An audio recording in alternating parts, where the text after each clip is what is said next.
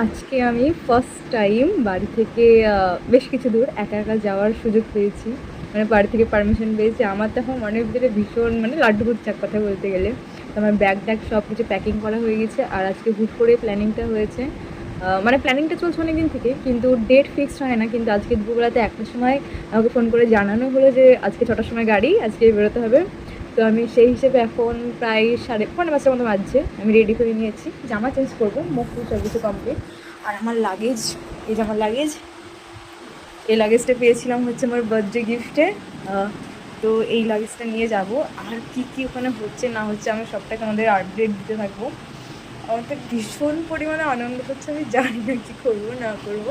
তো চলো আগে যাওয়া যাক সেখানে, তারপর আস্তে আস্তে তোমাদের সাথে সবটা শেয়ার করবো। তো আমি এখন জামাটা পরে নিয়েছি, আর এই জামাটা দিয়েছে আমার বার্থডেতে আমার বান্ধবী। তো জামাটা পরে আমাকে কেমন লাগছে অবশ্যই কমেন্টে জানাবে। তো আমি আস্তে আস্তে রেডি হচ্ছে, জামা পরা হয়ে গিয়েছে, এবার মাথা আসছে বাবু, তাহলে আমি রেডি। তো তারপরে যাবো। এখন তো চলো ব্লগটাকে শুরু থেকে শুরু করা যাক। তো হেই everyone, welcome to my another blog. চলে এসেছি আবার একটা নতুন ভিডিও নিয়ে। আমাকে তো তোমরা আগেই দেখলে যে আমি রেডি হয়ে গিয়েছিলাম, তারপরে টোটো নিয়ে চলে গিয়েছিলাম পাপানদের বাড়িতে। এরপর কিছুক্ষণ অপেক্ষা করার পর 6:52-তে আমাদের গাড়ি ছাড়লো।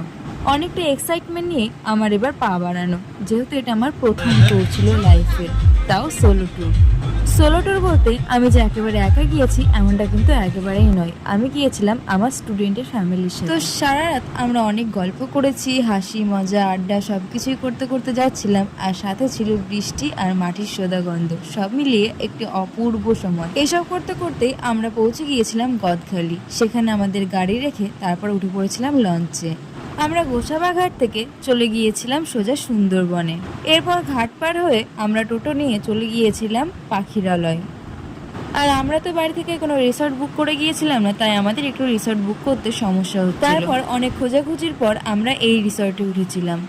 আমরা সবাই মিলে দুটো রুম নিয়েছিলাম, আর দুটো রুমে ছিল ডাবল বেড আর সাথে অ্যাটাচড বাথরুম। তো আজকের মতো আমি ব্লগটা এখানেই শেষ করছি। দেখা হবে আবার তোমাদের সাথে নেক্সট ভিডিওতে। এখনকার মতো টাটা।